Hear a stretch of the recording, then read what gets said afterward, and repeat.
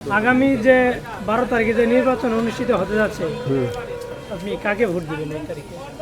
এবার জামাত আইলে আসি ভালো হয়। জামাতের একবার সুযোগ দেওয়াটা দরকার। ধানের হিসেবে যা হবে এরকম আমরা আশা করতেছি। আমি তো 1965 থেকে অর্থাৎ 65 থেকে পাকিস্তান ভারত যে যুদ্ধ হলো তখন থেকে আমি জামাত ইসলামের সাথে জড়িত। ধানের শীষ আমার প্রথম আমার মন থেকে ইচ্ছা যে আমি ধানের শীষে প্রথম ভোটটা দিব। পাঞ্জাবের জগতে একটি বিশ্বস্ত নাম শাবাব এথনিক ওয়্যার। যদি সব দিক বিবেচনা দেখতে হয় তাহলে আমার মনে হয় যে দাড়িপাল্লাকে সিলেক্ট করা উচিত। প্রথম ভোট জামাত। আমি ভোট দেবো হাত পাকা ইসলামী আন্দোলন। গণভোট ছাড়া মনে করেন যে জামাত ছাড়া কোনো কথা নাই। আপনি এই নির্বাচনে কাকে ভোট দেবেন? আমরা তো ভাই বিএনপি। কে ভোট দেবেন? ধানের শীষ মার্কা? আমি অবশ্যই জামাতকে।